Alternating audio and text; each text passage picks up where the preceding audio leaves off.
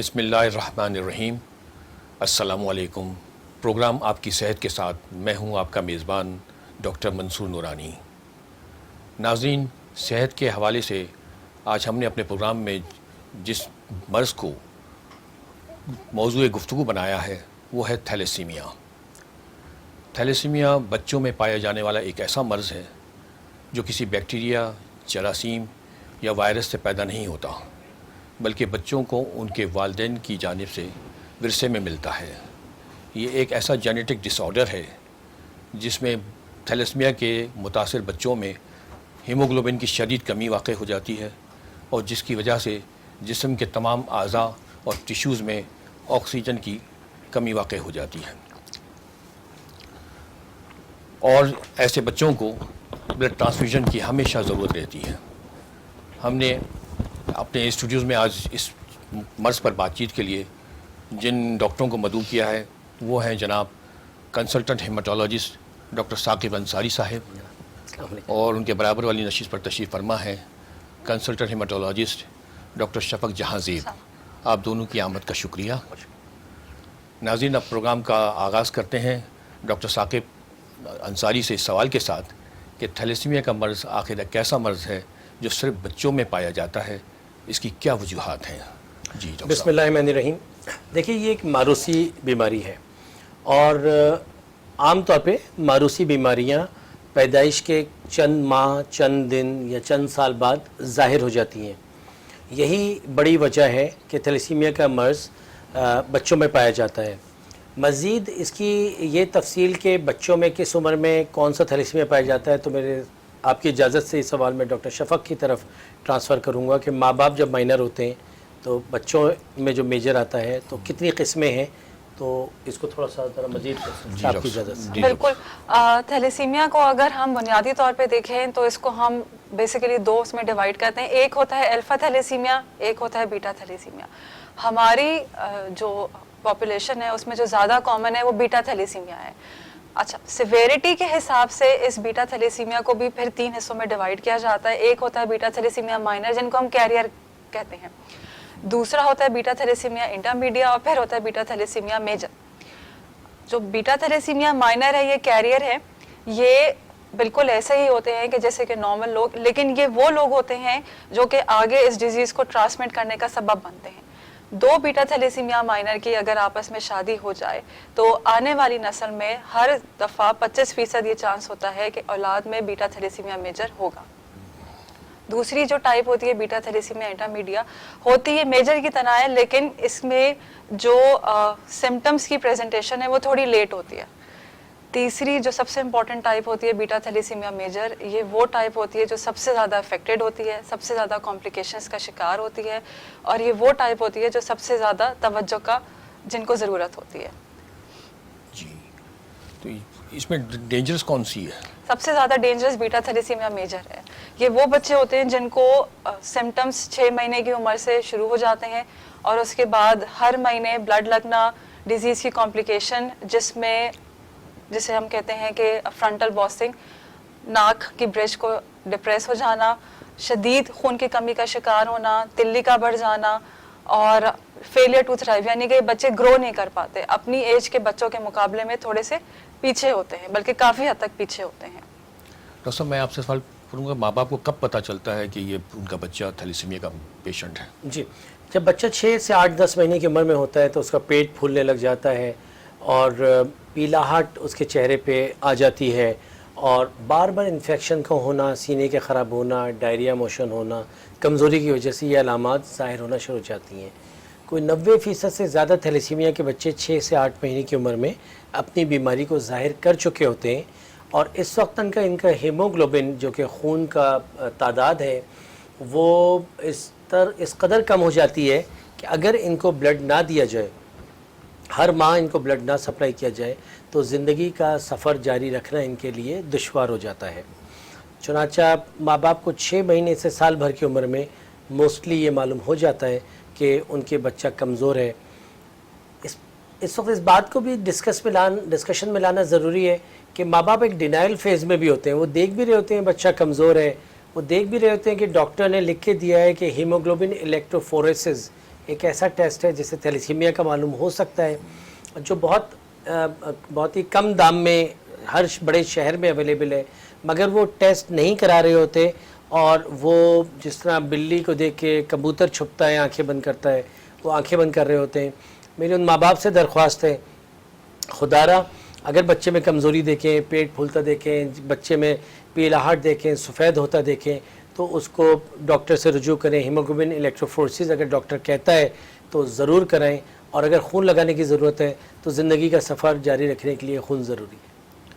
اچھا، اس میں یہ تو میڈم نے جو بتایا کہ وہ اس میں جو سمٹمز ہیں وہ بلڈ لگنے کی وجہ سے ہیں، لیکن ویسے اس کو تھیلیسیمیا کے کیسے جی، سمٹمز وہ جس طرح سے ڈاکٹر صاحبہ نے ابھی سمجھایا، وہ تھوڑا سا میں اس کو ایکسپلین کر دوں۔ ڈاکٹر صاحبہ نے کہا کہ بلڈ نہ لگنے کی وجہ سے ہڈیاں باہر کو آتی ہیں، ناک اندر کو دبتا ہے، اور ڈاکٹر صاحبہ نے یہی کہا کہ اگر ان کو یہ بھی اس سے ایگری کریں گی کہ اگر ان کو صحیح وقت پہ خون لگ جائے تو یہ علامات ان کی کم ہو جائیں، پیچیدگیاں ان کی کم ہو جائیں۔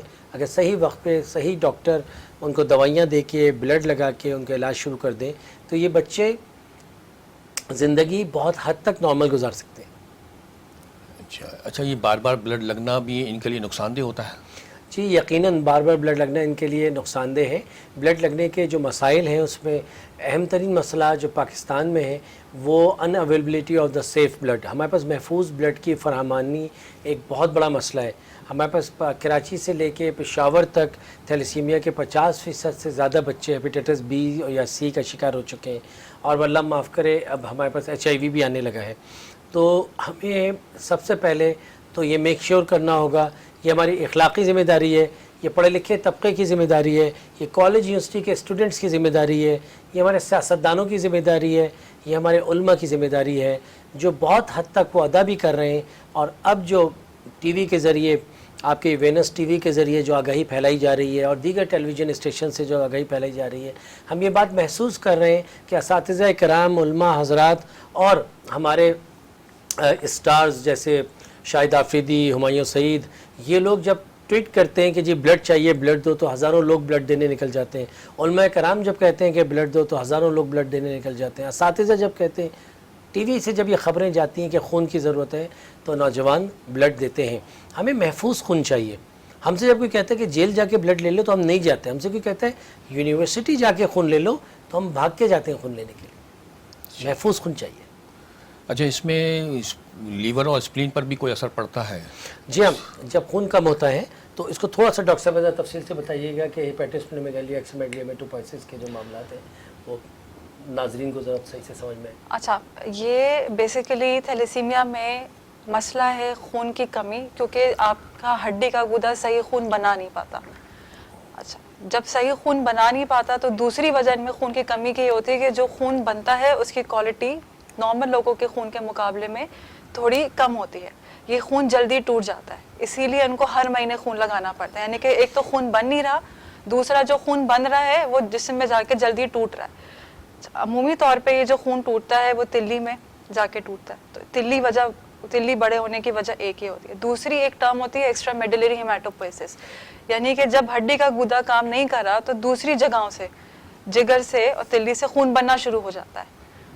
اگر آپ ایسے بچوں کو وقت پہ خون پرووائڈ نہیں کریں گے تو یہ پروڈکشن ان جگہوں سے سٹارٹ ہوتی رہے گی، اور اس حد تک ہو جائے گی کہ کبھی کبھی صرف پیٹ میں تلی ہی اتنی جگہ وہ لے لیتی ہے کہ اتنا بڑا پیٹ ہوتا ہے جس میں صرف تلی ہوتی ہے، اور جس کو وقت پہ خون لگا کے ہی کم کیا جا سکتا ہے۔ تو میں یہ پوچھ رہا تھا کہ آئرن کی زیادتی کی وجہ سے جو نقصانات ہوتے ہیں وہ کیسے ہوتے ہیں؟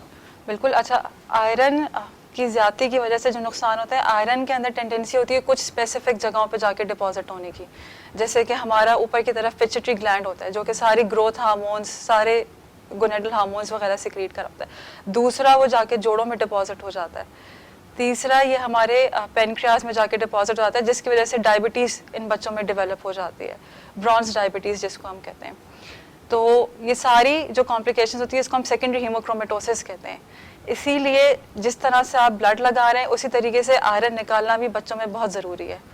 آئرن نکالنے کے بھی دو طریقے ہوتے ہیں، یا تو آپ آئی وی آئرن آئرن کیلیشن تھیراپی لیں، یا پھر آپ منہ کے ذریعے ایسی دوائیاں دیں جیسے ان بچوں کے جسم سے آئرن پیشاب کے ذریعے پخانے کے ذریعے وہ ایکسٹرا آئرن ان کے جسم سے نکلتا رہے، کیونکہ ہر بلڈ جو لگایا جاتا ہے اس میں اتنا ہی اماؤنٹ آف آئرن موجود ہوتا ہے جو کہ ان کے جسم میں ہر دفعہ جا کے ڈپازٹ ہو جاتا ہے۔ کارڈیک فیلئر کے بھی چانسز ہیں بچے ایسے؟ بالکل، کارڈیک فیلئر بھی ایک تو تھیلیسیمیا کی اپنی کمپلیکیشن کی وجہ سے ہے، ایسے بچوں میں کارڈیومیگالی دل کا سائز بڑا ہوتا ہے۔ دوسرا، اگر آپ ان کو وقت پہ خون نہیں دیں گے تو کارڈیک کمپرومائز ہر دفعہ ہوتا رہے گا۔ اور تیسرا یہ کہ جتنا آئرن ڈپازٹ ہوگا وہ بھی جا کے ہارٹ پہ جا کے لگے گا۔ تو یہ تینوں وجہ ارلی کارڈیک فیلئر، ایسے بچوں کو اگر صحیح طرح مینیج نہیں کیا جائے تو میجر کاز آف ڈیتھ یہ ہوتا ہے کہ سڈن کارڈیک فیلئر، بچے رات میں سوئے صبح نہیں اٹھ پائے۔ جی ڈاکٹر ثاقب انصاری صاحب، میں آپ سے پوچھوں گا کہ اس میں بچاؤ کی تدبیریں کون سی ہوتی ہیں؟ یہ بہت ہی اہم ترین سوال ہے، بلکہ اگر میں اس کو یہ کہوں گا کہ یہ میرے حساب سے، کیونکہ ہم نے اسی سمندر میں تیر کی زندگی گزاری ہے، 25 سال سے اپنی زندگی کے 25 سال اس کام میں لگائیں کہ ہماری زندگی کا مقصد یہ کہ پاکستان میں تھیلیسیمیا کو کم سے کم کیا جائے اور آنے والے وقت میں، آنے والے دور میں اس کو ختم کیا جائے۔ اس کی کامیاب مثالیں ہمارے سامنے ہمارے پڑوسی ملک ایران، سعودی عرب، اٹلی، سائپرس کی ہیں۔ انہوں نے اپنے ملکوں سے اس بیماری کو تقریباً ختم کر دیا ہے، اور بچاؤ کی جو تدابیر ہیں وہ مختلف ہیں، ہم کسی ایک کے اوپر ڈپینڈ نہیں کر سکتے۔ اکثر ہمارے اسکالرز آرگیومنٹس کر رہے ہوتے ہیں کہ نہیں یہ زیادہ بہتر ہے، وہ زیادہ بہتر ہے۔ میں نے اپنے 25 سال کے تجربے میں اور جتنی ریسرچ کی اور جتنی پبلیکیشنز میں نے کی، میں نے یہ سمجھا ہے کہ ہمیں 4-5 راستوں پہ ایک ساتھ چلنا پڑے گا۔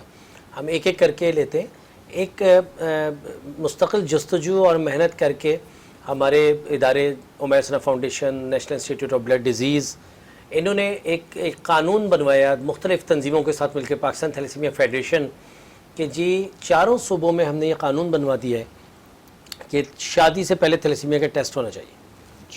ہمارے پڑوسی ملک میں یہ 95، 96، 97 میں یہ قانون نہیں تھا، تو ہر سال ان کے پاس 400، 500، 600 بچے مختلف پروونسز میں پیدا ہوئے، اور جب یہ قانون انہوں نے نافذ کر دیا کہ نکاح ہوگا ہی نہیں مائنر کا مائنر سے، یا ایٹ لیسٹ جب نکاح ہوگا اس سے پہلے معلوم ہو کہ آپ کا تھیلیسیمیا کا اسٹیٹس کیا ہے، تو 6 سال بعد کا رزلٹ یہ تھا کہ 2001، 2002 اور 2003 میں ان کے پاس ہارڈلی 2، 4، 5 بچے پیدا ہوتے تھے سال بھر میں۔ تو we do not have to reinvent the wheel, ہمیں کوئی نئی چیز دوبارہ نہیں ایجاد کرنی۔ اس کے اوپر اٹلی، سائپرس، ایران، سعودیہ میں کام ہو چکا ہے کامیابی کے ساتھ۔ آپ کو شادی سے پہلے تھیلیسیمیا کا ٹیسٹ لازم قرار دے دینا چاہیے، اور دیا جا چکا ہے۔ آپ کے 4 صوبوں کا لا آف دا لینڈ ہے، امپلیمنٹیشن نہیں ہو رہی ہے، قانون پہ عمل درآمد نہیں ہو رہی ہے، قانونی شکل نہیں دی جا رہی، نکاح نامہ میں نہیں ڈالا جا رہا، اس کی ضرورت ہے۔ یہ ہو گیا پہلا ایکشن۔ آپ کے میرے لیے یہ میسج بھی ہے کہ دوسری شادی سے پہلے بھی کرنا چاہیے اس کو، اور جن کی شادیاں ہو چکی ہیں مزید بچے آ سکتے ہیں ان کو بھی کرنا چاہیے۔ تو کوئی ضروری نہیں، لوگ یہ سمجھتے ہیں جی ہمارے یہاں تو شادی ہو گئی تھی تو ہم نے نہیں کرایا۔ او بابا، شادی ہو گئی تھی، بچے تو ہو رہے تھے نا، آپ کے 2 بچے ہو گئے تھے، 4 ہو گئے تھے، 4 مزید ہونے تھے، تو اور آپ کے بھائی کے گھر میں تھیلیسیمیا ہے، ان کے بچے کو بلڈ لگتا ہے تو آپ کو تو کرانا چاہیے تھا۔ یا آپ ایک عام پڑھے لکھے مہذب شہری ہیں، آج آپ وینس ٹی وی پہ یہ پروگرام دیکھ رہے ہیں اور آپ یہ بات سمجھ گئے ہیں کہ آپ ابھی فرٹائل ایج میں، آپ کے مزید ڈیلیوریز ہو سکتی ہیں، تو مردوں کو ہم کہتے ہیں کہ تھیلیسیمیا کا ٹیسٹ کرانا چاہیے پہلے۔ جس مرد کا پازیٹیو ہے اس کی عورت کو ہونا چاہیے۔ یہاں یہ میسج پہنچنا بہت ضروری ہے کہ اگر ماں اور باپ دونوں کو مائنر ہوگا تو بچے کو میجر ہوگا، اگر بھلے ماں کو مائنر ہو مگر باپ کو مائنر نہیں ہے تو آنے والے بچے کو میجر نہیں ہو سکتا۔ ہمارے معاشرے میں بہت آسانی سے عورت پہ الزام لگا دیا جاتا ہے کہ بیماری عورت کی وجہ سے آئی ہے، جبکہ 1 لاکھ بچہ اس وقت اس ملک میں موجود ہے تھیلیسیمیا کا، 10,000 بچہ ہر سال پیدا ہو رہا ہے تھیلیسیمیا کا، اس میں 50% چانس ہے اگر ماں اور باپ دونوں کو ہے تو ہوگا، ورنہ نہیں ہوگا۔ 50% سے میرے کہنے کا مطلب یہ کہ ماں اور باپ دونوں 50% اس کے قصوروار ہیں، یا قدرت کی طرف سے ان کو اس امتحان میں ڈالا گیا ہے۔ اگر ان کے شوہروں کو نہیں ہے تو بیویوں کو بھلے مائنر ہے بھی، اولاد کو زندگی بھر میجر نہیں ہو سکتا۔ تو چنانچہ ہم نے جو قانون، ہمارے قانون میں یہ نہیں ہے، ہمارے قانون میں میاں بیوی دونوں کا تھیلیسیمیا مائنر کا ٹیسٹ ہونا چاہیے۔ لیکن ہم نے جو سفارشات، ہم نے جو مشورہ گورنمنٹ کو دیا تھا وہ یہ دیا تھا کہ آپ شوہروں کا، مردوں کا کرائیں، ہونے والے دلہا کا کرائیں، اگر دلہا کا پازیٹیو ہے تو ہم دلہن کا ٹیسٹ کریں گے. اگر نہیں ہے تو آپ کو ضرورت نہیں ہے دلہن کو ٹیسٹ کرنے کی, انشاءاللہ میجر کا بچہ نہیں پیدا ہوگا. اچھا میں یہ پوچھ رہا تھا کہ یہ ارینج میرج میں تو یہ ممکن ہے کہ پہلے سے ٹیسٹ کروا لیا جائے بچوں کا اور پھر شادی روک دی جائے, لیکن لو میرج میں یہ ممکن نہیں بالکل ہوتا. ممکن ہے. ایک ڈائلاگ ہے فلم کا کہ جب کھڑکی سے غربت آتی ہے تو دروازے سے محبت نکل جاتی ہے. اور ہم نے یہ ہوتے ہوئے دیکھا ہے کہ جب بچہ تڑپ رہا ہوتا ہے بستر کے اوپر, اس کو سوئیاں چبھ رہی ہوتی ہیں, اور جب مجھے کسی نے کہا کہ سر یہ دوسرا طریقہ, آپ کو شاید وہ بریک تو نہیں لینی ابھی, نہیں ٹائم ہے ہمارے پاس. مجھے ایک ڈاکٹر کا میں ٹیسٹ کر رہا تھا. دوسرا طریقہ کار ہے بچاؤ کا کیا, ایک تو ہم نے بتا دیا نکاح نامے میں ہونا چاہیے. دوسرا جن گھروں میں تھیلیسیمیا کا بچہ آ چکا ہے, اب اس میں دوسرا بچہ اگر آ رہا ہے تو ڈاکٹر منصور کا, ثاقب انصاری کا, ڈاکٹر شفق کا قصور ہے کہ آپ نے ان کی فیملی کی کاؤنسلنگ کیوں نہیں کی کہ 12 ہفتے میں پریگننسی کے ہم ماں کے پیٹ سے ٹیشو نکالتے ہیں, اس کو کہتے ہیں کوریونک ویلا سیمپلنگ, اور اس کا ڈی این اے پی سی آر کر کے ہم یہ بتا دیتے ہیں کہ آنے والے بچے کو تھیلیسیمیا میجر تو نہیں ہے. اگر میجر موجود ہے تو مولانا تقی عثمانی صاحب کے فتوے کے حساب سے, ایران کے فتوے کے حساب سے, سعودیہ کے فتوے کے حساب سے, یو اے ای کے فتوے کے حساب سے آپ کو اسقاط حمل یعنی ابارشن کروا دینا چاہیے 17 ہفتے سے پہلے, 120 دن سے پہلے. جس حدیث کی روح سے یہ فتویٰ کیا گیا ہے وہ حدیث ہے جس میں کہا گیا ہے کہ اللہ تعالیٰ کو مویشی معاف فرمائے کہ 120 دن میں روح پھونکی جاتی ہے بچے میں, تو آپ کو 120 دن سے پہلے اس کو ابارٹ کر سکتے ہیں اسلامی قانون کے حساب سے. جی تو یعنی جائز ہے. جائز ہے. مگر جب دو محبت کرنے والے شادی کرتے ہیں اور پھر ان کے بچے کو 120 دن میں ضائع کیا جاتا ہے, تو مجھے ایک محبت کرنے والے نے بولا کہ ڈاکٹر صاحب میری وہ کیفیت ہوتی ہے جو حضرت ابراہیم کی تھی حضرت اسماعیل کو ذبح کرتے ہوئے جب مجھے اپنے بچے کو ابارٹ کرنے جانا پڑتا ہے. ناظرین, تھیلیسیمیا پہ آپ گفتگو سن رہے ہیں, ہم یہاں ایک چھوٹا سا بریک لیں گے, لیکن آپ نے کہیں نہیں جانا, ہمارے ساتھ رہیے گا, ہم ابھی واپس آتے ہیں.